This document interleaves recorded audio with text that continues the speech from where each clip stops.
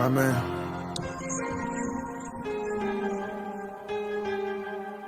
Doing the most.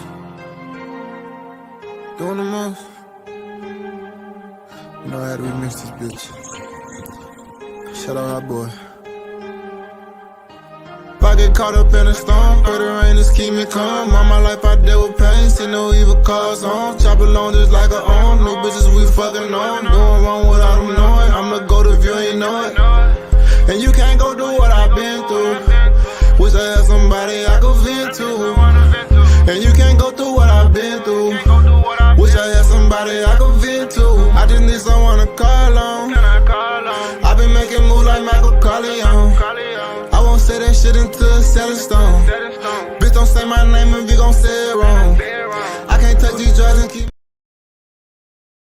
Yo, it's your boy CT Crusher here checking in. Just wanting to remind y'all to go subscribe to my homie Hoodie Jube for the Hoodie Jube live podcast. We talking pressing topics here for you every night of the week. Hit that ding dong bell to make sure you don't miss an upload. Come join in on the conversation. Help us expand the community. We do a lot of giveaways, give away to a lot of charities, giving away to the local children's hospital. And oh, by the way, if you want a chance to win free NFL tickets, yes, I said that, free NFL tickets, make sure you subscribe and hit the ding so you don't miss a chance to win free NFL tickets. Peace out. What's good, everybody? It's your boy Hoodie Jube, and if you're looking for the best restaurant in town, man, go try Weed Ass Chicken and Shrimp, man. They have the best chicken wings, the best chicken tenders, the best fried shrimp, the best fried catfish, and their fries are so amazing, covered with ranch, cheese, bacon, jalapenos. Oh my! Yes, you heard it. Go try it out. They got 4 locations: Monroe, Louisiana, Marrero, Louisiana, New Orleans, Louisiana, and Houston, Texas, baby. Go try it now. Right, man. What up? I won't speak on nothing but the real. You know how I'm coming. You know what I'm saying? Say we've been down for too long. The only way is up, it's time to move on. Never leave your house without your shoes on. Them killers want to spot you, cannot move on. Ain't worried about that girl, I tell them move on. They say it's my fault, but I'm feeling I can't do wrong. Cut all my partners off, let me open like the roof gone. Long talks and I ain't never changed, it's just been too long. That is shaking back and that's a fact, so I'm turned up. Fall up in the club, I'm going down and I'm like, what's up? Throw me in that water, I won't go down, I'm too up. She want with a man, I knock that hoe down, I'm too up. Told all the friends, now she just want me to grow up. You can't see us, I time Saints going to the Super Bowl, talking black and gold. Cameron Jordan on the field, about to take a QB soul. Alvin Kamara break a tackle, so you know he bold. Mike Thomas catching everything, so you know he cold. He talking Power Man, dude, he talking Marcus May. We in the backfield, we gon' make them pay. Them boys hitting hard, they need an X-ray. Yeah. We talking black and gold. We talking black and gold. We talking black and gold. We talking black and gold. We talking black and gold. We talking black and gold. We talking black and gold. Straight to the Super Bowl. Your time is up. Our time is now. Say hoodie, you can't see us. Our time is now. Woo. Hoodie droop in the building. We shining now. We shining. You can't see us. Our time is now. You heard me? Your time is up. Our time is now. Woo. You can't see us. Our time is now. Say hoodie, hoodie droop in the building. We shining. Here he is, Hoodie Jube. Yeah, we talking black and gold. We talking black and gold. We talking black and gold. Straight to the Super Bowl. Yeah. My time is now. Oh shit, we live. What's up, YouTube? It's your boy Hoodie Jube, and we are back with another live podcast. Yes, finally, after about a week and a few days. Sorry, it's been a week. Like I said, I wish I can do 2 or 3 of them every damn week, but I'm so damn tired from working so damn much, trying to get these damn bills paid and shit. But hey, it's okay though. We here, we live. It ain't like we're gone. We just miss you for a little bit, but I appreciate everybody that's tuning in tonight right now. So let me go to the chat. Shout out everybody real quick. Give them a special shout out. And then I will bring on my special guest for tonight. Y'all should know who it is. But I'll keep it a secret too. I shout out everybody. So first, I know my man Elite Goods was in here earlier. His message randomly disappeared. But who that to your Elite Goods, man? You came in like at 5 o'clock in the evening and commented. So who that to you? We got Uneducated Sports Talk. Who that to you, my man? We got Jerry, the old freaking G. Who that to you, my man? Who else we got up in this thing? We got It's Poppy 504. Who that? We got Geary 504. Who that to you? We got Miss Dana, one of the queens in the building. Who that to you, Miss Dana? Let's see. We got my boy Real Fans. What up, man? What's up? That's my boy Zach in the building, man. We got Frosty 504. Who that to you? What it do, man? We got Gunham in the chat. Who that to you, Gunham? Who that? Who that? We got OG Stoner in the building. Who that to you? And we got Mr. Who Dat in the building as well. Who dat to you? So who dat to everybody in the chat as y'all roll on in. I can try to give y'all a shout out to the best that I can, as we talking and discussing all the topics today. I'm going to see if I can open the lines for y'all as well. Because like I said, I haven't talked to y'all in a while. So I'm going to probably open up the lines as well and talk to y'all for a little while. But we do have a little bit of things to talk about. We're going to talk about the Derek Carr situation coming up. We got some news tonight about that. We're going to see what we need to do at quarterback positions if Derek Carr does, decide to go a different way. We got some news, to talk about Alvin Kamara. We got some news to talk about Michael Thomas situation. We got to talk about some of the NFL prospects, who was doing really good at the combine, who, kind of caught my interest when I was watching some of it. So we got a lot to talk about. But before we get into it, talking about everything, like I told you, I did have a special guest to come talk on the show with me tonight, and he's going to be my co-host. He's usually the co-host almost every damn show. Just about, I don't know if everybody remembers this guy, and if y'all don't remember, y'all need to make sure y'all hit the subscribe button on that channel, and that is my man Zach from Real Fan Sports. So make sure y'all go hit that subscribe button for him. And here he is, my boy Zach. Yes, sir. What's good, Hoodie Jube? How we doing today, baby? Man, doing good. Worked on my day off from my other job, worked a second job, did got me some hours in, and now I get to go live with y'all. Like I said, it's been a while, but I'm ready to talk some Saints football. How you been? No doubt, man. Been doing good, man. Trying to keep up with everything. There's been so much going on with the NFL Combine. A couple of outliers for sure. Some guys that are performing, trying to get their pull up, their weight up, get up there higher in the draft, get picked a little earlier. It's been fun. It's been fun, man. I heard you say you had some guys you've been eyeing up. What you been thinking? Who you been noticing? Yeah, so one of the guys that I noticed was Robinson, the running back from Texas. I don't know what it is about him. He's big. He's physical. He's, the guy that can run it up the middle. And I like his interview that he got asked. He was like, why should you be the first running back off the board in the NFL draft? And he said, because he said, I can do both. He said, you don't see you barely find running backs that can run it up the, tackle and be a 3-down back the whole time. He said, plus I can catch it out of the backfield. He said, I can do it all. I can protect the quarterback. I do it all. He said, it's hard to find a running back like me in this league. So he's one of the guys I'm looking at because I think he ran like a 4.4 in the 40, and that's pretty damn impressive for being like, I think he is 200 pounds or whatever, or some muscle. Yeah, I mean, 4.46. So I mean, to run something like that and be able to run it up the middle, be able to catch out the backfield and protect your quarterback too, that really impressed me. Some other guys, when I was looking, they got I forgot the dude's name, but they had a defensive tackle or defensive end or whatever it was, running some of these times that you just be like, God damn, how are these boys 200 plus pounds, almost 300 pounds running 4.5s, 4.6, 4.7? Like, it don't make no damn sense.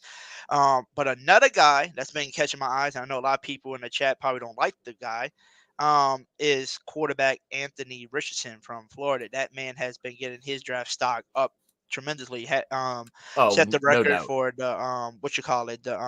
the broad jump or whatever you want to call it. He beat that. He set the record for that as a quarterback. The man ran the fastest time, I think, 40-yard dash. I think they said as the quarterback right now, like not out of everybody ever, but out of this draft, he ran the fastest so far. The dude's like 200 plus pound running a 4.4 as a QB. Jesus, like everything you can think of, he's just signing and everything. The question is, can he read an NFL defense really good? That's what everybody wants to know about him. Can he do that? So we'll see. I mean, is there anybody that caught your eyes? Anthony Richardson was definitely one of those guys that just look at the combine, man. And the combine is one of those things where you gotta kind of take it with an open mind because a lot of these things like 40 times, different things like that, don't always translate to actual NFL game. Anthony Richardson's just ability of an athlete is phenomenal. I mean, he's leading the quarterbacks in not just the 40-yard dash, leading them in the vertical by 3 inches, in the broad jump, doing all these different things, and all these things really great. But the thing that impressed me most was a couple of his throws that he made that just looked effortless throwing the ball, 50, 60 yards. It seemed like he'd take 2 steps back and he just slung it with ease, and it was right over the shoulder in stride for the receiver that was catching it. And that was the most impressive thing for me from him. Oh, definitely. Is there anybody that kind of caught your attention though? Besides him, anybody that you're thinking of? Any running backs you're looking at? Like who caught your eye besides Richardson? I didn't. I was watching the guy you were just talking about earlier in Bashan Robinson, and I was noticed that Cam Jordan, who is like the ultimate recruiter for the Saints, it seems like he's always trying to like stir the pot up and try to get some guys here. And he was hyping him up a bunch. I didn't watch him play too much in Texas during college, during his games and stuff like that, but things he was doing was very impressive as well. And then I know you kept saying the name as we were getting up, and Tajay Pierce and all the things he's doing. It's making me feel more and more like I'd rather us go high for a running back early on, especially now that knowing that AK is going to go ahead and plead not guilty. Not guilty. I can't speak. Not guilty. And there's no telling how that trial is going to run out and what type of suspension he's going to have, or hopefully nothing worse. But it's been interesting. And wasn't there an old lineman that ran like a crazy 40, like a four. It was a white dude. I can't remember his name, but who was it that ran that? I know you know Somebody what I'm talking did about. that. It was all over. I know you. Yeah, and then I think some tight ends were running 4.4s, 4.5s too. Was it? Oh, maybe so. Well, who was it? Was it? No, it's not him. Someone in the chat helped me out because I had the name right before we got on, and now I'm like drawing blanks, and I pulled up the stats here, and I can't find it now. Now it's bothering me. He was trucking it though. I couldn't believe what I was seeing. I was like, dang, this dude is moving. Definitely. I mean, I don't really know the dude's name, but I remember seeing some highlights of the tight ends, running their things, and there was I think it was a white tight end. They said it ran like a 4.4, 4.5, whatever it was, as a tight end, which is pretty impressive for a guy his size or whatever. I think he was like 6'5", 6'6", 2 something as a tight end running that. So I mean, they got a lot of freak athletes out there, in the combine, showing off their speed, their strength, and all that. But guess what? That doesn't always get you far in the league. Yes, it gets you into the league to start off, but it doesn't mean it's going to get you far. You can be a talented. It definitely doesn't always transcend. I mean, the thing with the NFL is going in, they value, I mean, your athleticism and things like that is great. But I mean, if you've gotten to this point, majority of these guys are all freak athletes that are going to do better than the majority of the world. It really comes down to their knowledge of the game and how they're able to execute on the field rather than just in these combine, how many times they can bench press 225. It goes so much deeper than that.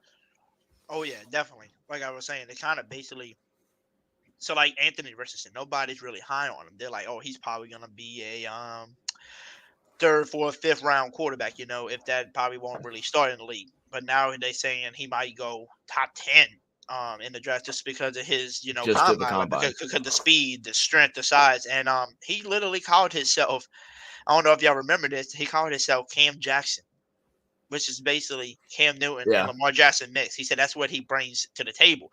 And we all do want a running quarterback like him, He's big. Remember when we used to play against Cam, we're like, God damn, bro, Cam's so freaking annoying, man. We can't tackle him. He's big. Right. He can chug it. So that's a good person to get. But a lot of people are saying this at the comment, like, yes, this is impressing me and everything. But they said, do you not see what he's doing at his size? 4'4", 6 as a quarterback. No, 4'5" or whatever it was. He said you're running really quick as a quarterback with 200 plus pounds. 6'4". I think he was 6'4" or whatever he was height, whatever they measure him. So they're like, he's so big, and they said, what happened to those type of athletes that are that big, especially running quarterbacks? They get hurt in the league. So some people aren't too big on him because of his, stuff. Can he throw the ball? Yeah, he showed you that he looked like he can throw the ball like it's nothing. But the question is that everybody's got asking. He didn't really impress me in college, they said. So can he read a defense? Can he, read the defense well, study the playbooks, and be that type of quarterback, or will he be another basically, Cam Newton type of guy that came into the league, impressed people with his talent, and then eventually just died off because he's not as the good of a quarterback like everybody thought he was when he first came into the Well, league. I think that's unfair to call Cam like not as good as they thought he was. I think Cam got spooked. Cam got spooked once he got that injury, once he took that big shot, and then during that Super Bowl performance where he didn't dive in the ball. And I think since then Cam has been in his own head more than anybody in the world.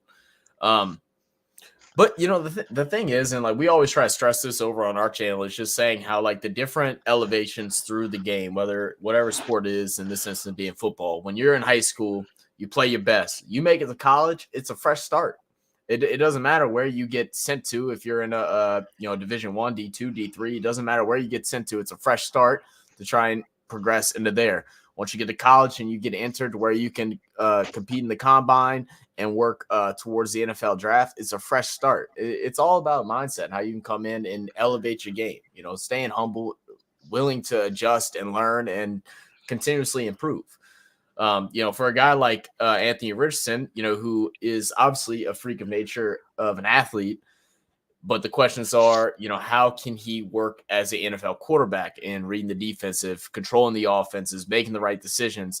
A lot of those things come down to, him studying film, a good quarterback coach working with him, a good coaching staff surrounding him, working with him, and how he's able to adjust from there.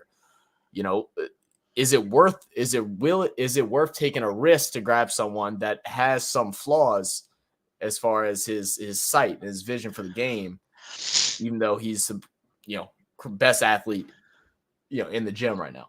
Yeah, so like this is what I would say. Anthony Richardson has all the talent in the world to be one of the greatest quarterbacks, but like you said, it comes down to the film study, this and that, and this is would be like a team. So like the Chiefs, they already got Patrick Mahomes, but if he was going to be drafted to the Chiefs, like a guy like Andy Reid who knows what he's doing, they had a guy like Eric Bieniemy back there that knows how to work with the quarterbacks, get him to study the film. If he went to a team like that, then I think he can be one of the greatest quarterbacks than ever. But if the Saints drafted him, who do we have back there that's going to teach him? We all know how Dennis Allen is. He ain't a good offensive coordinator. He ain't a good coach like that. And what our quarterback coach right now is Ronald Curry, right? Ronald Curry, which I think is still good. He's still a good coach, but the question is, can Pete Carmichael and all of them, show him the way? I was more confused. Like a lot of people were very excited that we were able to keep Ronald Curry because I believe he did get offered a job somewhere else, and decided to stay with us. If I remember correctly, I could be a little bit off, but I was just kind of surprised by that. Just in the fact, as a Saints fan, as Saints organization, we're small market and things like that. So we always try to stick to people that want to be here and try to show them support. But as far as developing a quarterback, we haven't developed a quarterback yet here. I mean, the only quarterback that's been able to develop with the Saints and at least stay in the league is Chase Daniels, and we just developed him to be a long-time backup quarterback. There's no one that we've been able to bring up and be like, all right, you're going to be the next starter wherever you go, whether it's with us or somebody else. Like we haven't seen that happen yet from the Saints organization. We got Drew Brees off of, coming in from a trade where he had already kind of found his footing over in San Diego. We were able to elevate that with Sean Payton and staff, but do we have the talent to take someone new straight as a rookie and if they don't have all of the just eye-opening qualities to be able to be successful in the league at the quarterback position? See, that's do why we have enough to teach them? That's what I don't think we do. Trying to get at. Like me, I don't think we do, and I think that's why if the Saints were to get somebody in the NFL draft, I was talking to a buddy the other day about this, NFL draft, quarterbacks, and they said the only quarterback they said there was two quarterbacks, three quarterbacks. He said he would really trade up for, and give it all for because he knows that hey, this person can work in the organization. Number one was Bryce Young because he's NFL ready. He did it in Alabama. He showed you what he can do. CJ Stroud was the second one, but the other one he said, if you look at Will Levis from Kentucky, the offense that they run is all NFL stuff. So he's NFL ready, so he would know what to do in the NFL. So that's what you need. You don't need somebody that don't know what they're doing, like you were saying. I don't think we can do that. Yeah, I don't think so either. I did see TJ from State of Saints podcast. He was talking up a lot about Levis in his tweets. I was kind of catching in. I didn't get to pop into any of his shows, but I saw him tweeting a lot how he liked what he saw from him, like the zip on the ball that he was able to throw. It's a weird thing, man. I truly am with you on that. I don't think we have the ability in our coaching staff right now to be able to develop a young quarterback and to work for us and to work for them, man. I'd hate to see, a young quarterback go to us. We can't help him develop and make anything big, and then he ends up turning into a backup 3 years later. We see that with so many teams that draft quarterbacks high and that can't develop them properly. Like I haven't seen it, and I could be wrong, and y'all can yell at me in chat if y'all think I'm wrong, but I just haven't seen us develop somebody into being a star quarterback in this league. Maybe Taysom Hill, if they would let him do a full season, maybe. But that's about it. Maybe. I mean, that's the only maybe because everybody else that did come, that didn't play, that played ahead of Taysom Hill, that played after Drew Brees got hurt, were veteran quarterbacks already, like Teddy. Yeah, they played with other players. They played with other people. Yeah, right. Teddy, but everybody we drafted or anything, nobody made it. I mean, Ian Book. Yeah, like I said, literally the only one was Chase Daniels, and like he was just a glorified backup. And to be honest, it had a lot to do with his size as well, because I love watching Chase Daniels at Mizzou. In college, but I mean, no one that's a starter. No one was looked at a Saints quarterback and was like, "Oh, yep, we're gonna go ahead and grab him, man. They worked him out good. We want to pick him up." He played 3 games for injured Drew. We're picking his ass up. We're putting him in the starting unit for hours. Like, we haven't seen that. Definitely. I mean, like, I think a person, like, to be honest with you, like a team that would also fit a Anthony Richardson type of quarterback would be a team like the 49ers. They showed you last year, no matter who the hell their quarterback is, they know how to win. They can still win games. And winning is so big, especially for a young quarterback. I mean, look at the things like you talk about San Francisco. If we talk about Brock Purdy, was what Brock Purdy was doing during that stretch of those wins, was it phenomenal? Was it great? No, it was average. I mean, it was honestly like it was at the level of Garoppolo, if not worse. Like, but whenever you win games, you build confidence. You saw the same thing with Jalen Hurts this year. They rebuilt their defense up. They had one of the most dominant pass defenses in the league. Their run game with their quadruple threat of using all 3 running backs and Jalen Hurts, and be able to win games. Turned Jalen Hurts from a guy that everybody in Philadelphia last year, I wish I could have kept tabs on everybody who said it, that wanted him out after the the season that he had with them, and now all of a sudden he's within the top 3 best quarterbacks in the NFL right now. Now that Tom Brady's gone and everything, and it's like, oh, see how things change once you start winning and your confidence shows. That has a lot to do with being a quarterback in the league. All the weight's on your shoulder. Definitely. I mean, that's why I was kind of praying, but it never did happen yet.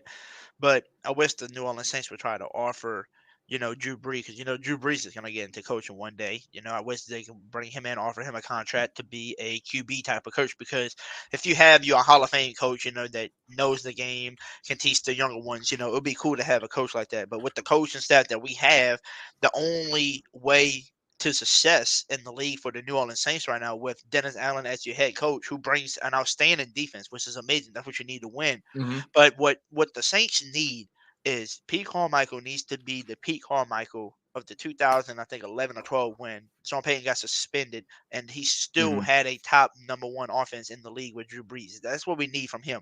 Second of all, you need a great QB coach that is knowing how to win with no matter what quarterback they have, know how to play. Like a Sean Payton, the head coach, he knows how to play to every quarterback he has. He knows how to play to their strength.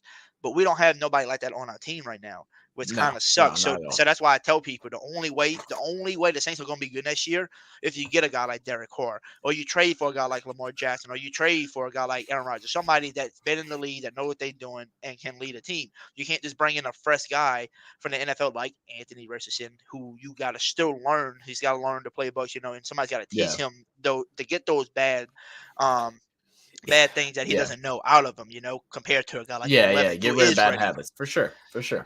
Yeah, I mean, we're in a very poor, piss poor situation right now, because where our team's at. We're old in a lot of positions. We don't have a backup plan in even more positions, and we really don't have an identity right now. And that's what's really troubling. So it's like, you go and draft say we don't get Derek Carr or a prolific quarterback that's already in the league and deal a trade for him, Lamar, whatever it may be. And you go and get somebody out the draft. Then, as Saints fans, we all have to sit here and realistically expect a shitter of a season for at least 2 years, at least, because there's so many building blocks that we have to re-put together right now. Like, this is the first wave of struggles that I think that we're going to go through. Of course, we all want to win. We want to watch winning football, but as the general manager in Mickey Loomis, you have to decide, like, with what we have right now and what our expectations are for the next, like, 5 years. We can't look at it as year by year anymore. We did that for so long with Drew Brees and closing out his career, trying to get him another Super Bowl, where we were looking at just the next year and just the next year, just the next year. Now we got to start looking at more like a business as an organization, where we need to look not to next year, but to 5 years down the line. What can we do to, heighten our standings to where we can get back to being dominant in the NFC, back dominant in the NFC South? What do we have to do to get there within the next 3 to 5 years? If we just look to next year, then we're just going to keep being average at best, make playoffs, get knocked out round one, round two, maybe get a little sneaky one and get close to, a conference championship or something like that. But there's going to be a big rebuild that is eventually going to happen. Do we keep delaying it, or do we start doing it now? Yeah. See, because that's what I was trying to basically explain. Like, Mr. Who that to you? I see in the chat. He said we should go get Hooker, just draft a quarterback instead of getting Carr. See, look, I understand. Like, we all want to start fresh, but like we said, you need somebody that's NFL ready, that's been here, that knows how to do a playbook. The reason why I say that is because who do we have on this team, like, right now, as a coaching staff? I mean, that's gonna teach this young guy how to, learn the NFL playbooks, how to learn to play against the defense. We really don't have nobody. So that's why I said, if the Saints want to stay competitive and have a really good side at a Super Bowl, you got to get somebody that's top of the line, like an Aaron Rodgers that's been in here for years, that can run his own offense, that knows what he's doing. Right. Because when you bring somebody that don't know what they're doing, and you compare them with a coaching staff that don't know what they're doing as well, and how to make people, play to their strength and all that and help them out, you're not gonna, your team's not gonna make it far at all. Yeah. I mean, like I said, I really think it's just a matter of what you want as a fan. And I mean, ultimately, like, What was hold on that? one second. Yeah, I have no idea. Yeah, give me a second. sound like somebody screaming. But yeah, y'all. While we wait for Zach to come back, basically what I'm trying to say is that I think the Saints, if you want to win this season and you want to try to make it into the playoffs and a little bit further, the only way is to get a veteran quarterback right now. Like, I don't see any of the new quarterbacks right now coming into the lead and playing under a guy like Dennis Allen and Pete Carmichael and them just you know going far. I just don't see it. Like, yes, you got a great defense, a top 5 defense. Yes, you got great weapons to use, but the question is, Sorry about that. can that? Oh, you good? But the question is, can that young quarterback come into the league and do his thing? I don't think so. Not with the coaching staff we have. We need somebody that's experienced and stuff like that. But basically, kind of to move on for the quarterback position for a second, Yes. to kind of talk about the running back. We did find out news, aka Alvin Kamara. People who doesn't know who AK is, because it might be your first time watching this podcast, but we call Alvin Kamara AK. And this man said he is pleading not guilty now. So we know he's definitely going to be suspended for a little while. We're going to see how everything goes, but that means the Saints need to get a running back now. Don't get me wrong. I think Ejo Benjamin, who's on the roster right now, is going to be a good running back to help out there. But we need another, running back, because no Kamara and you're gonna leave Benjamin by himself. That ain't gonna work in this league today. So, running backs, we was talking about earlier in the draft, situation. A guy like Robinson from Texas. I like Tyjae Spears from Tulane, and I wanted to Mhm. show this to everybody. Speaking of our guy Tyjae Spears, who a lot of Saints, fans want to bring him in. I want you all to hear what this man had to say at when he got interviewed about the Saints, and let's thank Mr. Ross Jackson from the Locked On Saints podcast for doing this interview and posting this. And I wanted y'all to hear this real quick of what Spears had to say about, being drafted by the Saints. What's his thoughts about the Saints?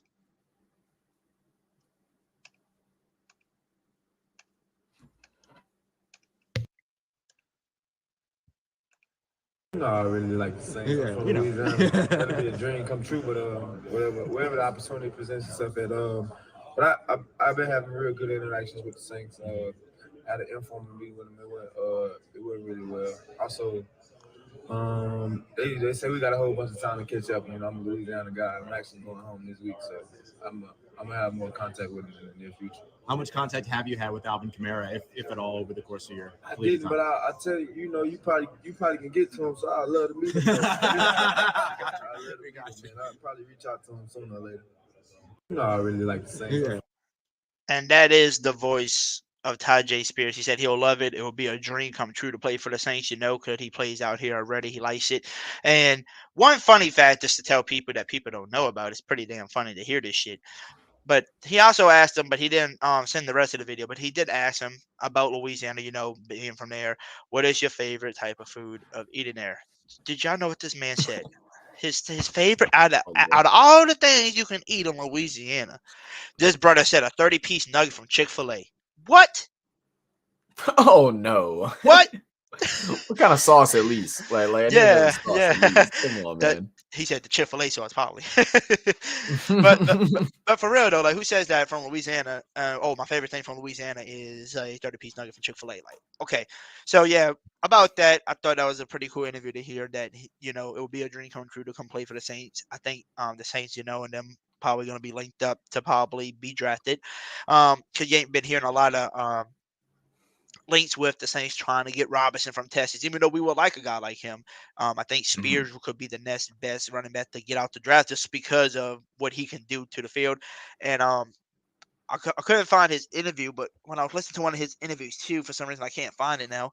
But he also said that he loves protecting the quarterback. He understands the game of the football, of the running back position, of having to protect your quarterback, having to catch out the backfield, being ready for something doesn't open. I'm there for him, and he knows how to run, man. Like, Spears is not a person that he's not scared to run up the middle either. That's what I like about him. He's an all down back. I really do think he can make it far in the league, especially on this New Orleans Saints roster, especially next to an AK that comes back. And when AK is suspended, let's say 6 to 8 games, whatever it is, you got another Kamara out the draft that can help you till he gets back, right? I mean, the thing you look at Spears and you look at him playing for Tulane, a team that you could say has been laughable over the last like 2 decades.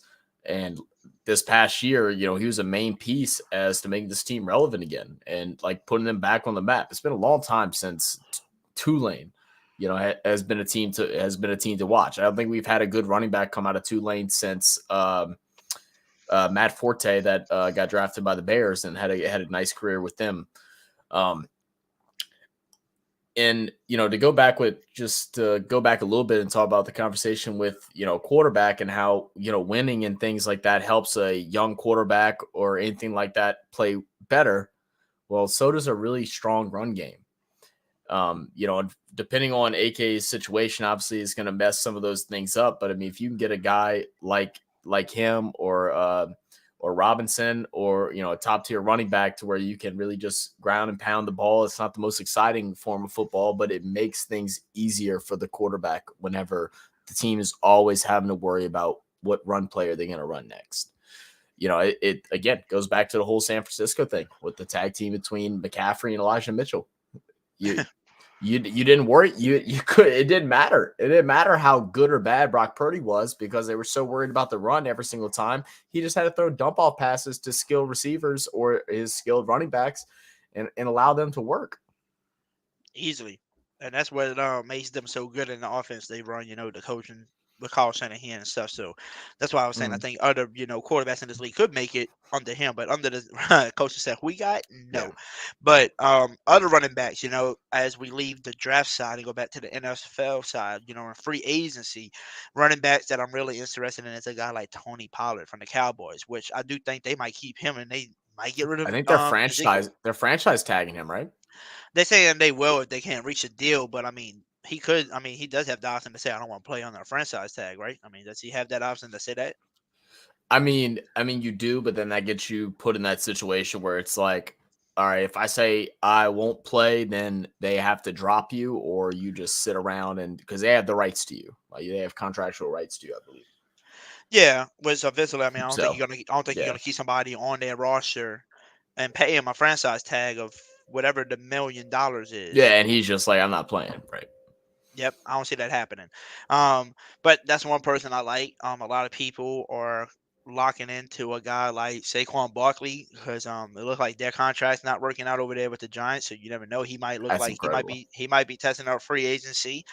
Josh Jacobs is another running back, which is crazy to hear that he's And going he's to. already and he wants out. He Oh wants yeah, out. He doesn't he want wants to. out. He doesn't want to be there. He's felt like he's been disrespected the whole time since he's been at that franchise, and it only got worse as they change.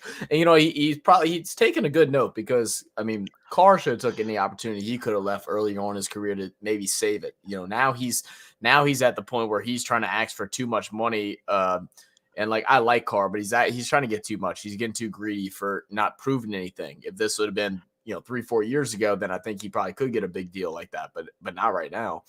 And Jacobs is like, I'm not getting put in the same situation. Like I'm not going through 7 different head coaches, throughout my career on one team. And I'm glad he's trying to get out of there. Oh yeah. So I mean, he was another running back that I really like. There's other running back obviously that's going to be free agent this year, Leonard like Marlon Fournette. Mack. Yeah, Leonard Fournette. Could you bring in Leonard Fournette back home? But I don't know. It's because you remember that last time we played against him, he was trash talking his own state, saying he didn't like it out here anyway. So would he consider coming back? I doubt it. I mean, maybe. I mean, I Um, doubt it too, but I mean, your hate or love towards a city, like it all comes at a dollar price. You know what I mean? Like, yeah, it does come down to the money side too, and probably another thing. I mean, I bet you the Buccaneers would have paid Leonard Fournette the money too, but I think the reason why he's leaving because there's no more Tom Brady now. You see, everybody's leaving because there's no Tom Brady. yeah, And guess what? I just want to let people know I do think a destination for Jameis Winston will be the Bucks. He might actually go back I and have think a so too. reunion. I think that's where he goes. I'm so glad you said that. I was thinking that the other day. I was like, I bet he goes back to the Bucks. They don't want to start what's his name? The dude from Florida, Trask. They don't want Oh to yeah. start Trask. Well, that's what they saying. So where they hyping up Trash, like if that's who they want to start, unless they trying to get Lord. somebody, or whatever. I mean, don't forget they did waste a Did he second or third did he round get pick on him. franchise tagged, Stoner? I didn't Um, see he did. He did get franchise tagged. I got you. I don't know if he got franchise tag Josh Jacobs. I think they're saying if they don't reach an agreement on money, they're gonna try to franchise tag him, but that doesn't mean he's gonna play for him again. Like I said, some people can reject that, right? People can say I don't want to play for you. I mean, they can't, but like I said, it's the same situation of the things like with like Antonio Brown, the things with goodness, the running back that also played for Pittsburgh. I don't know why I'm forgetting his name now, but they can say that they don't want to play, and either the franchise can be an ass and just be like, well, suck it up. We're going to pay you to do nothing, and just so they can't succeed, which we do see unfortunately a lot. But good luck wasting that much money in sports, on a running back, and letting him but just sit there. Yeah. That's better than his hand. He'd be like, okay, I'll sit on the bench and not do nothing for $15 million a year on my Right. franchise tag. I don't think he would care. By the way, I do want to jump off a little topic, but we kind of swerving back into the quarterback lane real quick. Yes. Because I want to get this because remember what I was asking, about Derek Carr. Will he be there for the Saints? They were saying the Saints are highly wanting to sign him right now, unlike the Jets, saying, oh, we're still looking into the Aaron Rodgers trade, but we also interested in Derek Carr. That shows you right there. If I was Derek Carr, I'd be like, I want to go to the Saints because at least they're ready to sign me right now. Y'all trying to debate if you can get Aaron Rodgers tonight. Derek Carr is trying to play that move by his agent of like, say you want to go to the Jets because they would be willing to pay you more if they don't get somebody, and try to force somebody's hand to pay you more. Like that's what he's trying to play. He's trying to get a bag. Because I mean, if he really wanted to go to any particular team, he would have done a trade before getting dropped by the Raiders. Now he's just trying to get his money back and trying to get a big deal contract. And I'm a big fan of Derek Carr's, and a lot of it comes from, my co-host, Not Fiction, who, we do our streams together with on the Real Fan Sports channel. But he's getting a little too greedy for, I think, what his worth is. Like, I think he is a really good player. Like, he's done phenomenal things with what he's had and dealing with different coaches and yada, yada, yada, yada. But he still has a lot of faults, and it showed in his games. We saw it, in person whenever they played against the Saints, where I don't even think they got past the 50-yard line against us, so we've seen his flaws, and not getting past the 50-yard line. I don't care how bad, like, I could go out there and coach and guarantee that we can get past the 50-yard line. Like, it's a skill thing. So he's going to end up hurting himself. And I think what he's doing right now is trying to get us to pay more. And it's going to end up bad for him, because what's going to end up happening is if Aaron Rodgers goes to the Jets, then he's going to get paid a whole lot less. He should be happily satisfied with a contract and a chance, even if he just did a short year, like a 2-year contract or something like that, just to get his feet wet again. Do that. There's no need for a big bag right now. There's no need. Yep. And speaking of the Derek Carr situation, I'm gonna put this on the screen for y'all and share my screen real quick. This was put out a few hours ago by Jeremy Fowler. He said, while the Panthers and the Saints remained in the conversation for Derek Carr, the former Pro Bowl quarterback has a slight lean towards the Jets as his next home. As of now, per sources, nothing is final, but Jets, who are linked to Aaron Rodgers as well, have made an impression. Cool. This is another thing. This is another thing. I'm telling you, it's an agent move. It sounds like an agent move, just like how the whole Lamar Jackson thing is going down with Baltimore, to where now Baltimore is saying, oh, we'll go ahead and take offers because they want to show Lamar that they don't think that anybody else will offer him the guaranteed money that he wants. So it'll be like, hey, you might as well just stay with us. Like, that's what's going on. There's a lot of mind games right now. Definitely. There's a lot of mind games going, but also, if you go to the Jets, definitely, definitely a better head coach, Robert. I love that dude. Great Solid. defensive headed minded. He speaks to his people the right way. Gets them to believe what he's saying. Unlike Dennis Allen, so it is a better option to go there. As head coaching wise, but being what they doing, if you're looking at it, they more on the newer, fresher start. Younger players trying to build up a nice they're on the franchise. French. They're on the French. They're ready for like 2 years, like Super Bowl run. Like that's what they're waiting on. So that's the question: is Derek Carr? Do you want to go start that new, side with them, which is cool, or by the way, plus that's in New York in the cold weather, or you come down to the South, playing the Dome, playing the most shittiest division right now, which means we'll put you as the best quarterback. You don't have to worry about beating Mahomes, Josh Allen, Joe Burrow, Lamar Jackson. You don't have to beat none of those people to make it to the Super Bowl. You can probably play against them in the Super Bowl to win it all, but playing the city division. Somebody said the Saints. I think this. I forgot who had posted it on Twitter, but the Saints said they have a really good side at it too. Was another thing that they missing to Derek Carr, man. You got a chance to play 10 games in the Dome a year at least, because we play 8 games in the Dome. Plus, you play against the Falcons twice.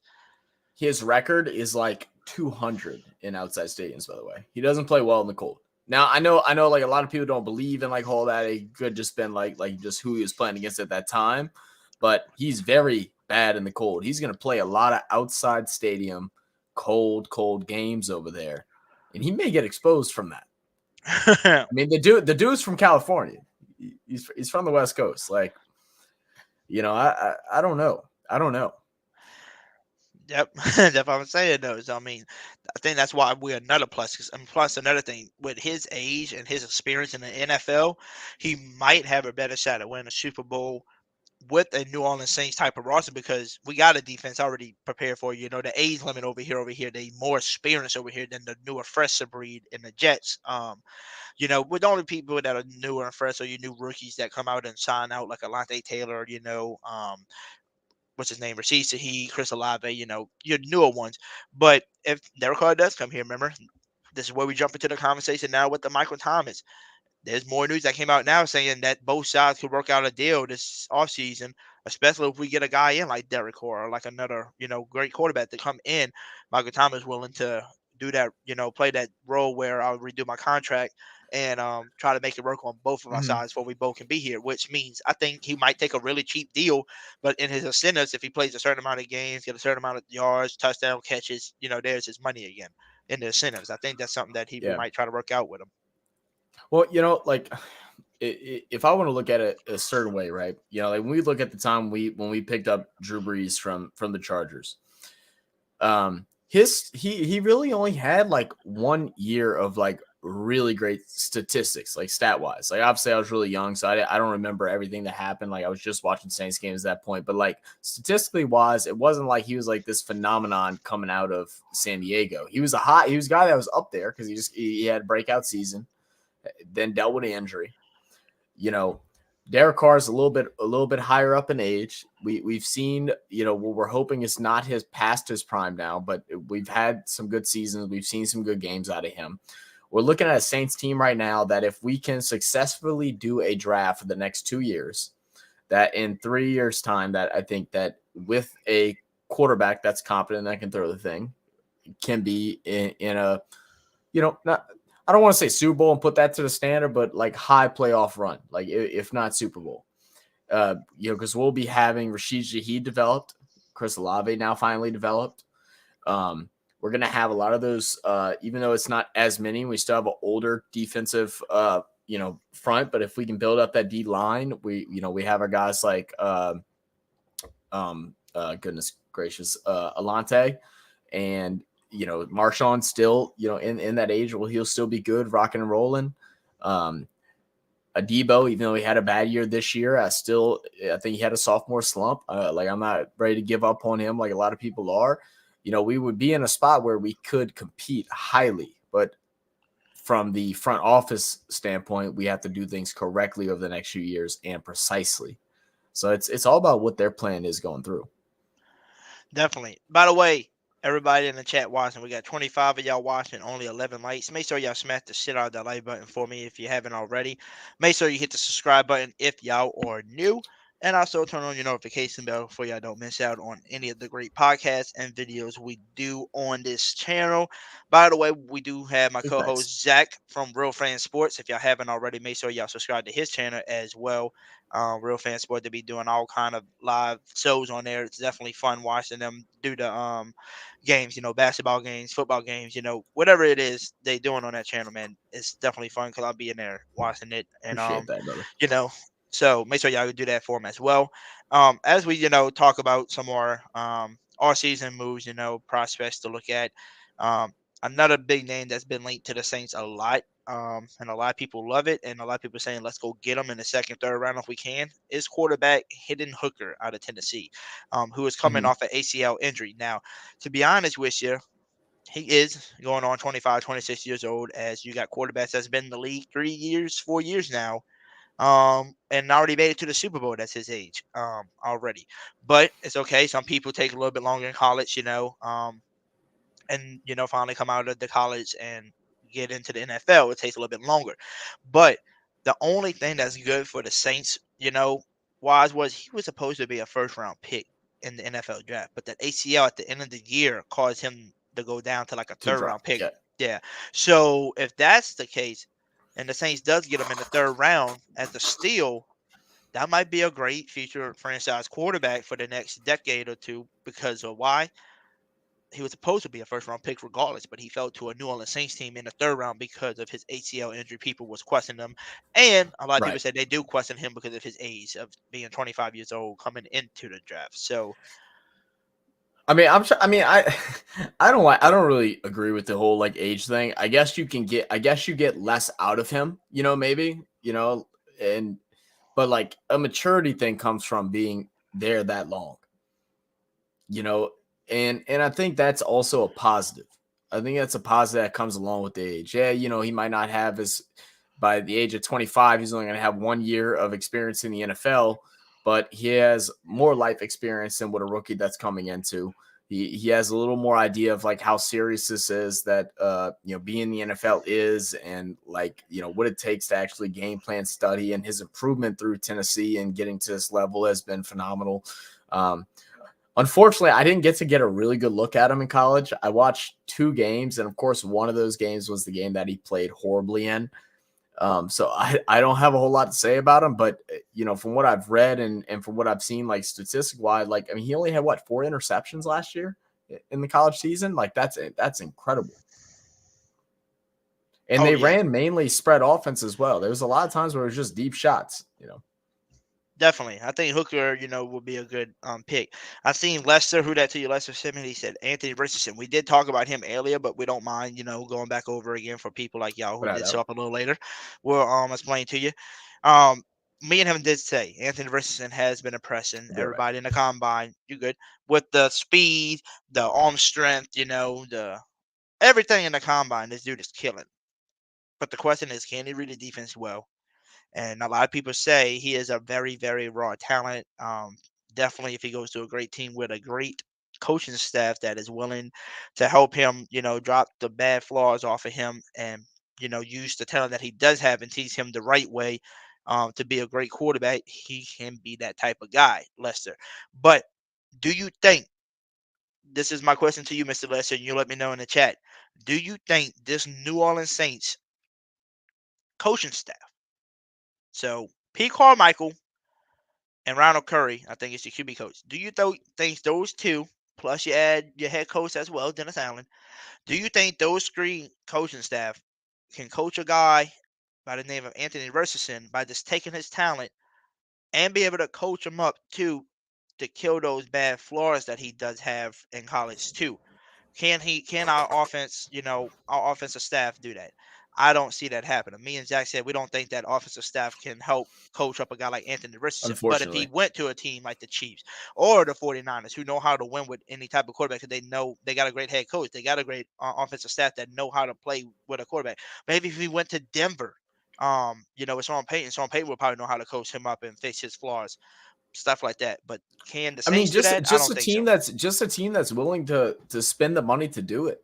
Like that's the biggest thing that always feels weird with the NFL. Like there's not a lot of people that like outsource to go and find just a direct quarterback coach, someone that can work with somebody from a young age as soon as they get into the NFL for a long time. I mean, if you look at like Josh Allen for an example, Josh Allen was a guy that everybody thought was like one of not the worst pick, but like was a guy that was just had so many flaws in his techniques of how he threw the ball, in different things like that, how he read through offense.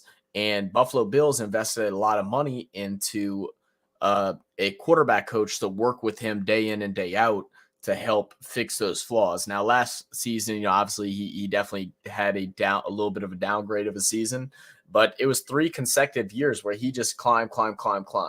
It's the same quarterback coach that works with Joe Burrow, as well as a couple others.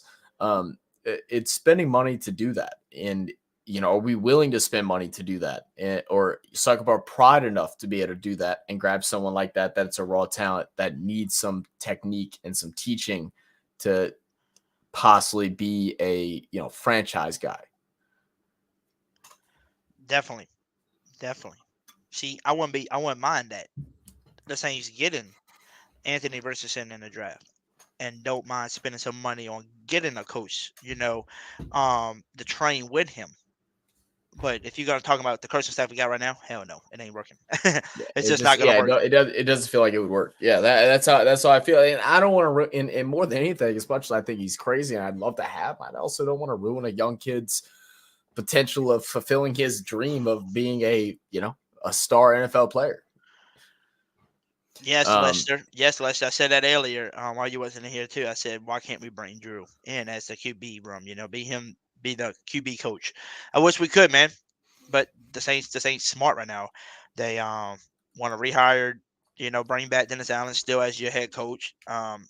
Which I understand the great defensive side, part, but offensive side don't make sense. Pete Carmichael, hopefully we get a So this is how I feel, Zach. I don't know if this is how you feel. Chat, let me know how y'all feel too. The Saints season can be so much better than last year's, and we got a way better chance of making the playoffs this year and having a 10-win season, because look at the roster. I mean, the Because of teams we're playing. our division as well. Our division's ass. Look at the teams we're playing this year because of our record from being trash last year, being the third in our division. So think of all of that. So we get a way better schedule this year, and all of that. Plus, if we bring in a guy like Derek Carr or trade for a guy like Lamar Jackson or somebody that has a great talent that Pete Carmichael can coach with, then I think we really do have a good shot. The reason why I say that is because we all got mad at Pete Carmichael and we all got mad at the offense and looked at it. But Mhm. but can y'all? But I need y'all to answer this question. Did y'all not realize that we had Andy Dalton almost the whole season? Literally, at the James Winston got hurt at the week 3 from week 4 to the end of the season. You have Andy Yeah. Dalton. What's Andy Dalton going to do for you? What is Pete Michael going to draw for him? Nothing. He ain't talented enough. James Winston, on the other hand, you can draw up, deeper passes, different type of trick plays and stuff because he can run out the pocket. If you bring in somebody like that, like a Derek Carr, or you trade for like a Lamar Jackson, or you bring in a guy like Aaron Rodgers, I think Pete Carmichael could look a whole lot better with the offense like he did back in 2012 when he had a talented quarterback like Drew Brees. Not every offensive coordinator is going to look good if you, especially with a older Yeah. quarterback like Andy Dalton who can't even run out the pocket. So that's why I said I'm gonna give Pete Carmichael one more year this year. But expect this: if we miss out on Derek Carr, if we miss out on a guy, I mean, fuck Jimmy G. Jimmy G ain't gonna do shit either. Cause he don't run either. He's more of a and he gets hurt too much Yeah. too. I don't know if y'all realize he gets hurt a lot. Yeah. So let's say you bring in a Jimmy G or all of That's the that. We biggest miss problem on with Jimmy G because even injuries. last year, like I didn't want Jimmy G, but like I was like, okay, that's an option. The more that he's getting injured, the more that I feel like it just isn't right now because our team is just we're so injury prone. Like we all get injured. Like everybody in our team gets freaking injured. We can't bring in a guy that's gotten injured 2 years in a row. You just can't do it. You can't. Yep. You Because it's can't. just like see, look, this is how I look at it. If you think bringing in a guy like Jimmy G after getting injured and injured and injured the past few seasons and all that and thinking he's gonna make a change, you might as well just keep Yeah. Jameis Winston for a damn $12-13 million a That's year, dude. That's cheap yes. as hell. Yes. Like, Without a yeah, doubt. yeah, Without a doubt. but this is Without a what I doubt. tell people: if you miss out on the quarterbacks, and God help, we probably not gonna see Jameis ever again because of Dennis Allen's, stubborn self probably won't allow it, which means most likely next season you might see Andy Dalton as your quarterback. Then guess what? Expect the same shit from last year. It don't matter because I think if Andy Dalton signs again, Tom is gonna be gone. So you're gonna be left The- with the same offense that you got. You're gonna yeah. see the same shit playing because Andy That's why Dalton can't run. That's what Thomas is waiting out on for sure, without a doubt.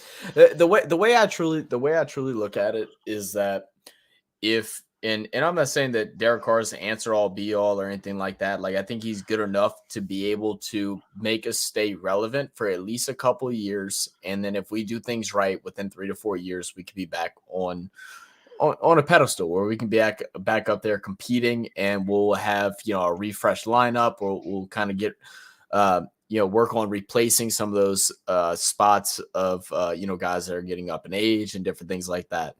If we aren't able to get that Derek Carr job done, I don't think that there's a player in the league right now, except for Lamar Jackson. But like how much that's going to hit us as far as like cap and everything else. I mean, that's a whole other story. Things that I don't even really understand fully.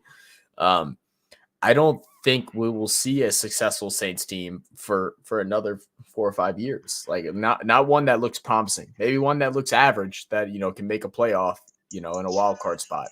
But I don't think one that can be promising if we aren't able to get Carr. And some people think that it's better that way. They rather have a full reset. And like I hate rebuilds. I hate that word rebuild. I know I was actually laughing my butt off at TJ from Stain Saints podcast.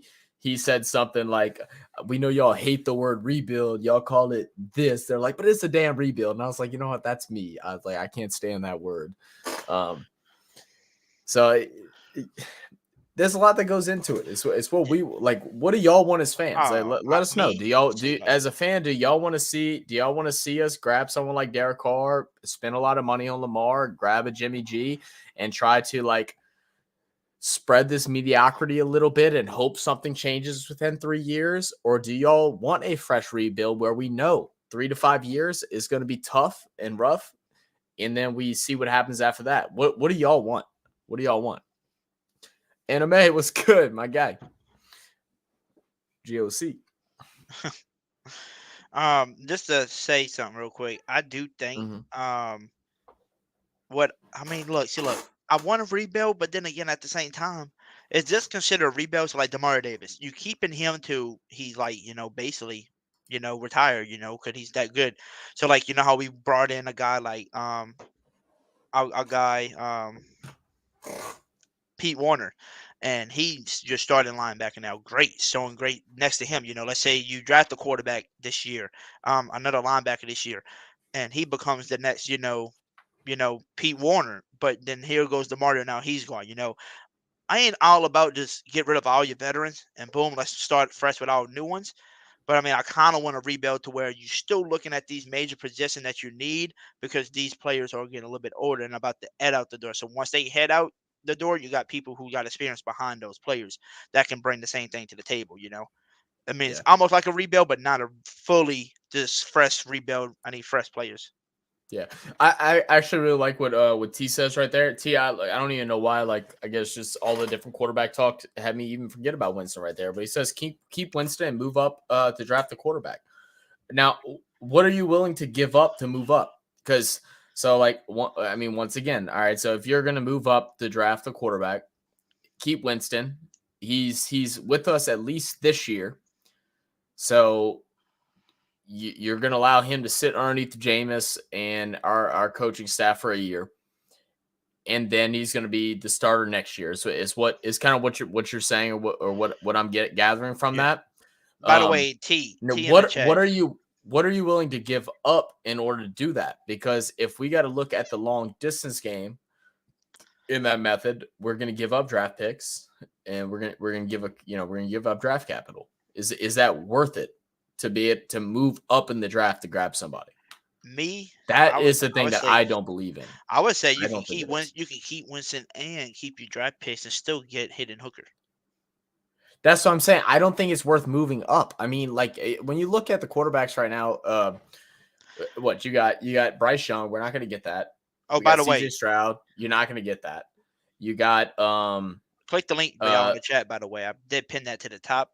Anybody that wants to hop in real quick and talk to me and Zach for a little bit before we shut the podcast down, because I do have work tomorrow morning, but I figured I'll chat with y'all for a little bit. Click that link. Come let us know. So T, I see you saying keep Winston to move up to draft a quarterback. Click that link. Come talk to us. Lester, anybody. Yeah, break click it down. That damn link break and it down come talk it and come break it down for us and come let us know what you think, man. All right, so yeah, continue. My bad. I love how Jerry G says, "You know how I feel about this, Jerry. I see you all over the place. I know exactly how you feel, Jerry."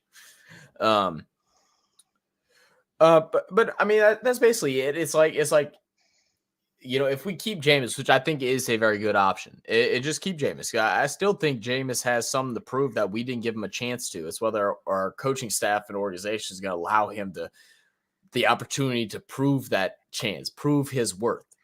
That's the biggest thing that comes for it for me, because I'm not giving up on Jameis. Like we talked and hyped him up a whole lot last year. Do I think we hyped him up a little bit more than what we probably should have? Like if we were outside point of view or not a Saints fan, I think so a little bit. But I still think Jameis has phenomenal talent and phenomenal ability in the game, and I think he can do some things really, really well if he's put in the right position to achieve them. And that's why I see a lot of people all saying a new OC, and that's really what we want. And well, we're dealing with Pete Carmichael right now. We know that. So we'll save that conversation for the midway point of the year. Once the firings and stuff like that happened, and whether or not he's proved that he should stay or should get cut out, by week 6. Mm-hmm. Oh, they say that Kentucky quarterback is too young, Josh Allen. You talking about is it Levis or is it? Yeah, Will Levis. Will Levis. Yep, Will Levis is one. By the way, we do have somebody waiting backstage, and that is my guy, Stoner, man. What's up, Stoner? What up, Hoodie? What up, Zach? What's good, man? How you doing? Chilling, bro, man. So what's your thoughts, man? What would you rather see? Do you rather see us try to go big for a established quarterback, trade to get a younger one, keep with what we got, run with Jameis, and just draft one a little bit later? What's your thoughts? Me personally, I want us to stick with Jameis and draft a quarterback, But I knowing the Saints, I don't think we're gonna do that. So I mean, if we go get Derek Carr or Lamar, somebody, I mean, we get Lamar, I'm gonna be happy. But if Oh we yeah, of get course. like Derek Carr, anybody, like I ain't gonna be mad. But I mean, it is what it is, bro. Like I feel like with Derek Carr, we probably could win the division, maybe number 2. But I don't know, man. I just really want to draft a quarterback just to get the stuff in the past, bro. Just to move on. You know, get So somebody. you sound like me from last year. I was just kind of ready for it to not implode, but just to move on to the next step and stop delaying the inevitable. Like just kind of move forward. Like find that next man. Yeah, stop prolonging it, bro. Like you're gonna have to do it eventually, bro. Might as well do it now. Yep. Do it while you can. Well, and one thing too is, and I guess we haven't really talked about it too much, but just about the evolution of the game of football and how the game is changing a lot right now. I mean, Jalen Hurts, obviously didn't win the Super Bowl this past year, but he had a great game in that Super Bowl. He played phenomenal. And during that game, whenever we were doing our coverage of it over on the Real Fan Sports channel, we were discussing about how the league would change once a true run first mobile quarterback wins the Super Bowl. Like when the first one that their first go to is to be able to run and be mobile wins one. How's that going to look? And how's that going to change? It didn't happen this year, but it's going to happen soon. And eventually the NFL is going to change in that direction. It's already set now to where in high schools where quarterbacks are running more, throwing less. College, we're seeing the same thing. Mobility is more is highlighted more than just pocket presence and stuff like that, and how teams are going to game plan and adjust for that. So, with going and drafting a quarterback, finding a guy that within 5 years, once this is completely the new era of the NFL, the new era of the quarterback position, where we're no longer wanting you to sit into a pocket and have a bubble around you and wait for the beats to get you and then pick your target. They're going to want you to get mobile, get your roll outside, and have different play designs set up for that. Do we start preparing for that now in this upcoming draft, since we're trying to kind of rebuild? I don't know. The reason why I say I don't know is because look, this is the only thing that I'm saying. I want to draft the quarterback too and develop him. But guess who we have as our head coach right now? Dennis Allen. Guess what last season looked like? A piece of shit. So guess what? He's trying to save his job right now. You think he's gonna go waste his time and draft a quarterback that's not really NFL ready and haven't learned their curve because it's their rookie year, or you think he's gonna go after a veteran that can probably help save his career right now and make him look better than what he is? To me, I think he's going to try to get a veteran because, I mean, there's no chance this man's going to try to go waste a pick on a younger quarterback that's still got to learn, That's another reason why I don't think we're going to get one. And that's the thing, too, with DA trying to save his ass. I mean, at the end of the day, everybody's trying to save their own ass, bro. Everybody just wants to have their own job. DA goes and grabs a young quarterback and goes 7-10. He's fired. He goes and grabs a veteran and slips out another, a 9-7 or a 9-8, I'm sorry, then he gets to extend his career as a head coach. Those are all things to be considered about, and that's why it's kind of ass. Like it makes you think really what are they gonna do? Because I know he wants it. He wants to get a vet. He doesn't want to start with someone new. He doesn't want to risk the chance of losing his job and losing his livelihood because of that. Yeah, I'm with you on that. So I don't know. What young quarterback would you like to see, Stoner? I know we ain't gonna get Bryce Young, Stroud. I know they got the question. So between Will Levis, Richardson, and the hooker, out of those three, me personally, I would want him the hooker just because he's a hometown kid. I'm from North Carolina, so just because he's a hometown kid, get him. But I wouldn't be mad with Will Levis or Anthony Richardson. I wouldn't be mad. I ain't gonna lie, I wouldn't be mad from the quarterback from UCLA. Like, I just want to get somebody in the draft fresh, man. Like, something, bro. Even if it's in the later rounds, bro. Like, I just want to get something. I wouldn't be mad, huh? Y'all wouldn't be mad if Hoodie Jew became quarterback, huh? Yeah, Hoodie, No, you go out there, we'd be hey man. You'll see the biggest quarterback ever. Hoodie be out there. Hold up, time out. I gotta promote Weedats. No, y'all probably won't like me though. I'll probably tell the defense, man, hey man, I'll draw y'all a motherfucking pick, man, if y'all subscribe to Hoodie Jew. Y'all might see 11 picks. You're gonna be like, damn, why he drew 11 picks to 11 different players? That's the first time ever in NFL history. Hey, shut up, y'all. Y'all subscribe to my channel, okay? After that, Hoodie Jew went on to draw 100 touchdowns that year, 11 picks. So what's the story with the UCLA guy? I don't know too much about him. So I watched one game, but I did hear some news like middle of the season. What Dorian Thompson Robinson? Yeah, me and Dolph 17. We've been watching film on him on the other channel, man. He looked pretty good to me, man. Dolph made me fall in love with him. Hey, Dolph is good at that too, man. I love Dolph. Hey, yo, shout out Dolph in the Keeping It Real Who Dat podcast. Yeah, make sure y'all subscribe to him. You better subscribe to him as well too. Damn it, he's gonna pass up Hoodie Jew as one of the greatest YouTuber ever. He's grinding, man. He's got a little blog website now too as well. Really good articles, very well written, short to the point for the majority of them. Get you thinking. Dolph's that guy. I've been working on that too. I've been working on the side, whenever I got free time at home, I've been working on trying to create a website where you can, buy merch, all kind of shit. It's gonna have articles and all that, videos, of stuff. I got a lot of shit I'm trying to make, but I'm still creating it all. And then eventually I gotta create the merch and stuff like that, So I'm still trying, as well. But we do have somebody else trying to pop in. Their name is Shush. Now mine, it just disappeared. But the name was Shush, and I think, if I'm not mistaken, I think that was my boy CT Crusher, because I look exactly like CT Crusher. But if he pops back in, we'll bring him on. But let's get back into talking some more stuff. So ask him about running back now. Now running back. That's exactly what I was about to say. So because personally, I honestly would like to see us use our first pick on running back. I think that at first I wasn't feeling it, but now knowing what's going to probably happen with AK, more than likely he's definitely going to get some type of suspension. Whether or not he gets trialed or anything like that, he's going to get some type of suspension. I really would love a first round pick running back. What you think, Stoner? Yeah, I'm with you on that, bro. Like, if we don't draft the quarterback with the first pick, I think we should go running back. If Bijan right there, bro, we got to get him. Or Gibbs. Yeah, or Gibbs, yeah.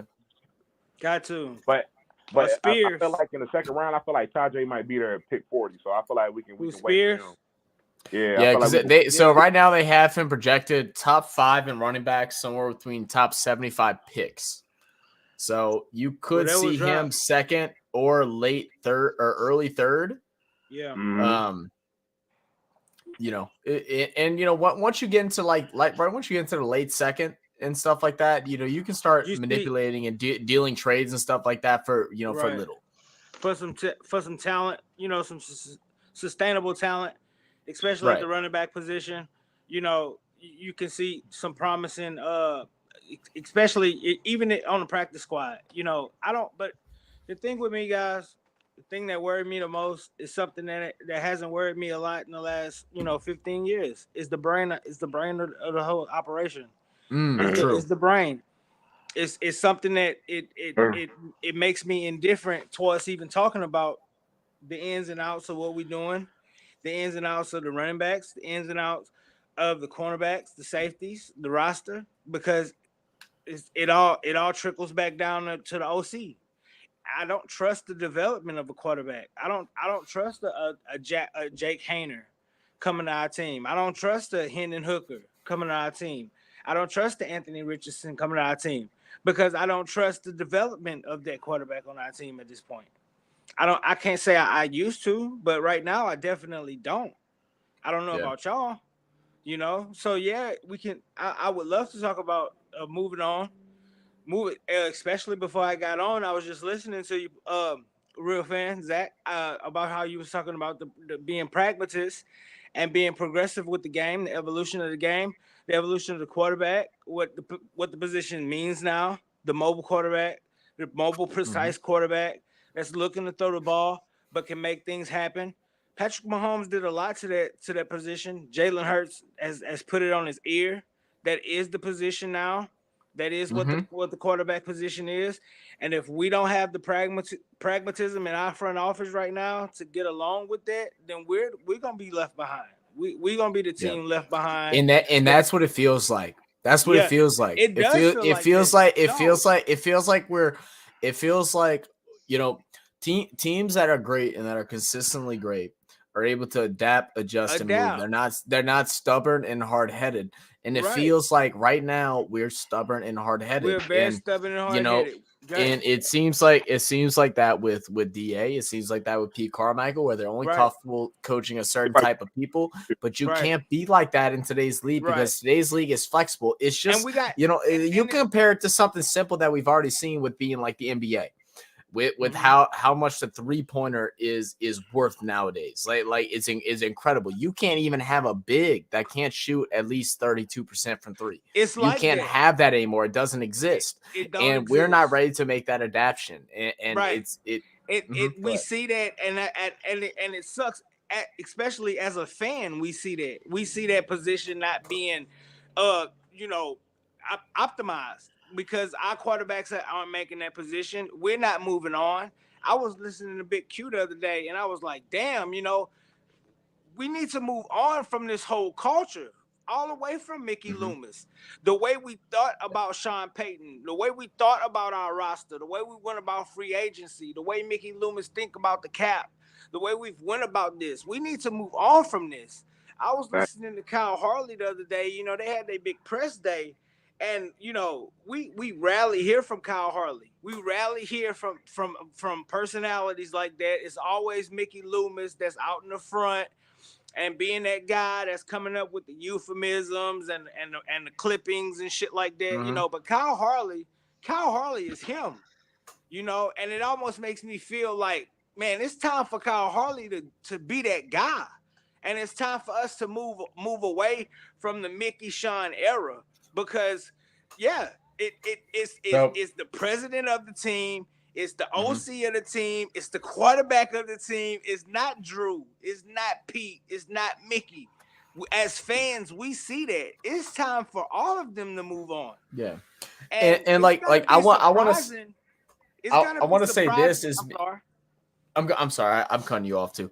I was gonna say this real fast. Is that the whole thing with like Mickey Loomis too, and like. No hate, and I don't hate no other man, no other female, nobody else. But the way that he manipulates Cap and how he's put himself into positions, it's almost kind of like he's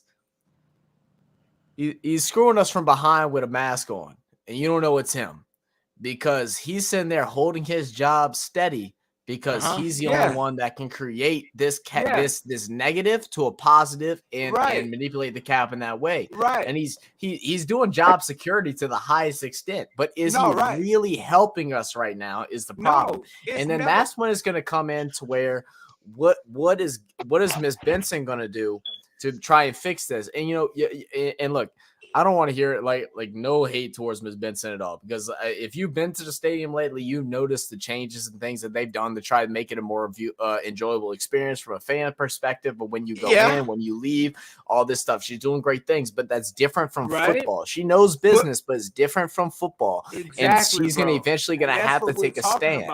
And that's what we're talking about because the last 15 years has been taken care of, but now it is not. You know what I'm saying? Of course, we want to move on from the last, decade and a half. But with that, that's a transition that we're seeing, and we have to fucking do it. And Mickey Loomis has to do it, and he has to stop lying about shit. He has to stop putting us in precarious situations. We have to get our cap straight. We have to get our quarterback together. We have to get our roster together. We got to stop kicking that fucking can. We got to stop as a fan base thinking, we one fucking free agent away. We got to do this. We got to do that. All these dreams, all these pipe dreams and shit like that. You know what I'm saying? We gotta get critical. We gotta almost have a 2017 draft from 3-4 years from now. Almost critical drafts like that every draft right now. Every now, right now. Yep. That's exactly what I was saying. Is like, depending on what we do this year in this draft, I don't even really care about it. Like what we settle on as quarterback is definitely going to be a big factor. But how our draft is graded from here for the next 2 or 3 years and rebuilding that structure is what's important. And if we don't do that right, then we're gonna have a decade long of pain. Is what it's gonna be. Is what it's gonna be. It's almost like if you're going on a job or something, bro, and you have this manager or the supervisor, and you can almost tell if they're stupid, incompetent, or if they got it together by the way they're fucking strategizing and get. Oh, I want you to go over here. I want this person on this side of this. If that person, got diction, or if they got it together, you influence, you inspired, you listening to them. You're like, yeah, let's get it. But if that person, fucking talking out their ass, you're like, oh fuck, here we go again. Listen to this person. You know what I'm saying? It's that feeling. You know what's up, and we don't have that right now. We gotta see though. We gotta see what this front office does, and we gotta be critical, and we gotta think like we gotta play the game as if it's on grounded, and we ain't got no fucking resources nowhere, and we got enemies every fucking where. You feel what I'm saying? And we gotta take these draft picks. We gotta take these fucking draft picks, and we gotta fucking craft every fucking where we go and be critical with every fucking thing we pick up. You feel what I'm saying?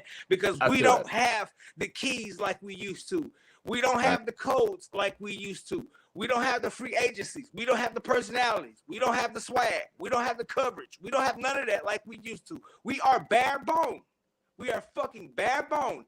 And Mickey Loomis needs to face the thing is that you feel what I'm saying? And the thing is that being bare bone, as bad as it sounds, it can be really good. Because you bring in the right staff, then you bring in somebody that can create another culture of what it is. Hoodie, what's your thoughts on this, man? Yes, sir. Hoodie, what's up, Hoodie? What's up, man? What's up? What's up? What's happening? What's up, chat? Crush the like, chat. Crush the like. Crush the like. But oh shit! I felt good to stress this there, but yeah. I thought you was doing something else. Hoodie, pause. Yeah. Oh, hell no. Hey, no. Hell no! I was just stressing real quick, but all right. That's what you call it these days, huh? But I do want to let everybody know though. The next time we go live, I'm gonna try to do a draft. How we do the mock drafts and stuff, and bring people on, let them do their own mock drafts and stuff like that. So we're gonna talk about that next too. And before we leave tonight too, I got my own little mock draft. You might think it's crazy, because it is kind of crazy. Probably would never be realistic, but if it was realistic, the Saints could be in a Super Bowl run. If this happened, just letting y'all know, it's a great one. But what was y'all talking about before I I was reading something on my phone and I didn't hear the last few, like a minute or something from y'all. I was comparing our future drafts to playing every video game on the hardest difficulty. That's what I was doing, basically. So I'm lost on that one, but it's okay though. Let me just share my draft receipt real quick because I got lost on what y'all was talking about. But I sent it to Big Q. He hasn't shared it yet on his show, which I know sometimes he does. But tell me what y'all think about this one, y'all. What y'all think about this? And I'm gonna explain it to everybody. Okay, so Saints have pick number 1. Round 129. So what your boy said was we need an interior defensive lineman, right? And we need somebody good. And I said, I don't know in the draft if somebody was going to be good or not. So I went over to the Jets and I said, hey, I'll give you my first round pick, my second round pick next year, and my third round pick in a different year for your second round pick this year, and give me my boy Williams, one of the best interior defensive linemen right now. Young guy, up in talent. And they gave it to me. They accepted it. They're like, it will go through. And I said, bet. And then, pick number 2. I went and drafted my boy Gibbs from Bama because he was still available at the time. Normally he's gone by then, but he was still there, so I took him.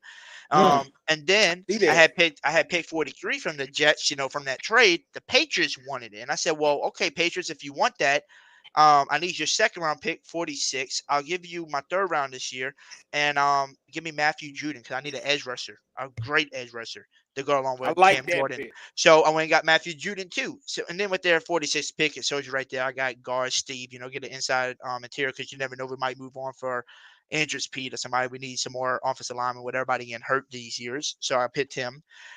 Pick 4, round pick. Went with a receiver named Michael Wilson. He's got some height, weight to him. Not the best receiver, but just to add some depth there.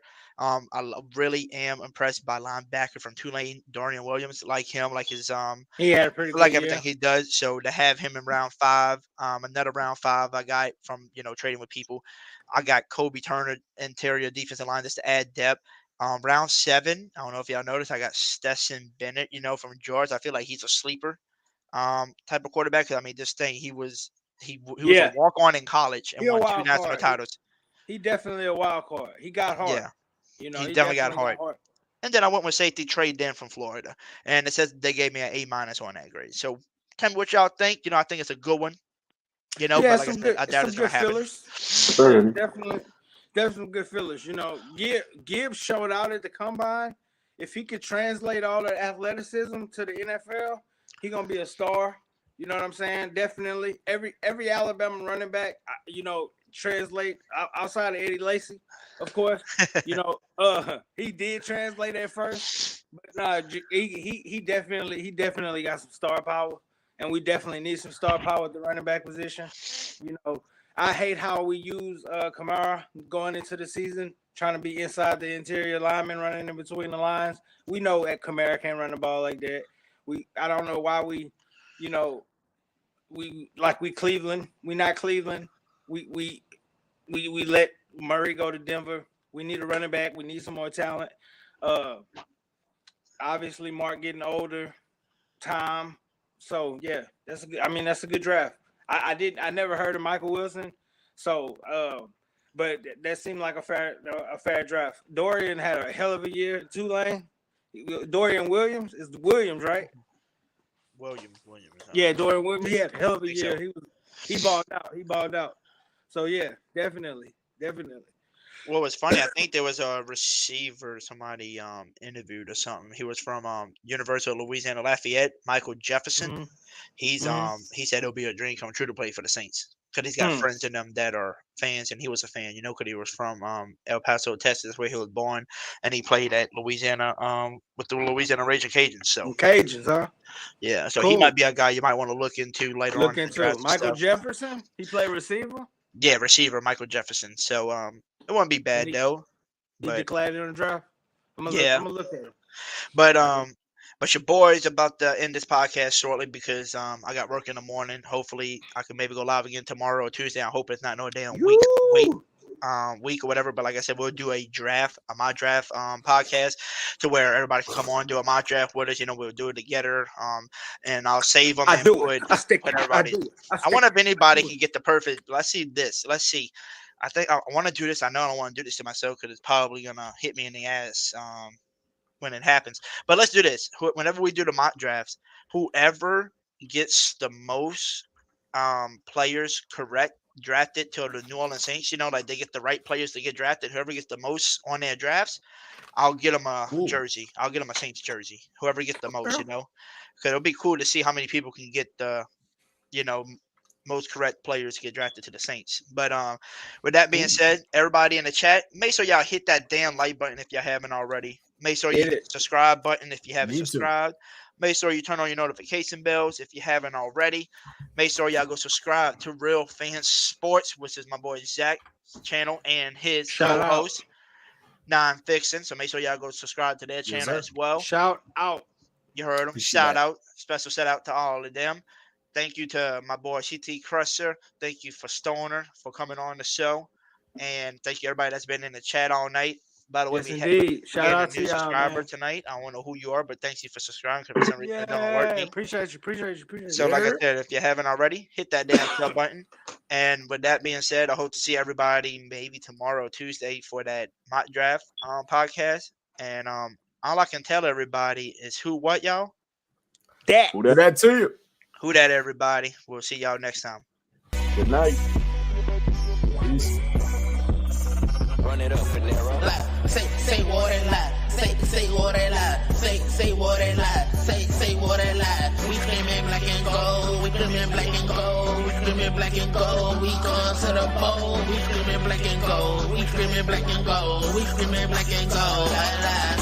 Saints going to the Super Bowl, talking black and gold. Young Nolan Hooded Jew on the beat, we let you know. Chris Olave, MT down the field. Once to throw the ball deep, yeah, you know it's getting real. Put Jarvis in the slot, he gon' do damage. AK in the backfield, you know Durant. E. Davis coming through the line, QB running out of time. Tom Brady, that's mine. Yeah, the Saints did it fine. Hold up, chopper style, choppers out. Them boys wild, yeah, them boys wild. Chopper style, choppers out. Them boys wild, yeah, them boys wild. Hold up, yeah, we rolling. Hold up, yeah, we rolling. Hold up, yeah, we toting, my life.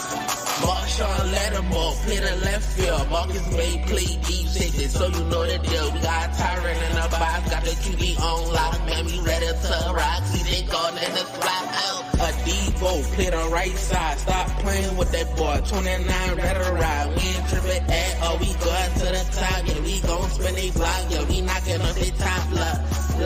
We rapping Florida leads, so boy was poppin'. The Saints really wildin', them boys on fire. We really number one, we move with silence. We zip them boys up, if it's a problem. Choppers out, choppers out. Them boys wild, yeah, them boys wild. Choppers out, choppers out. Them boys wild.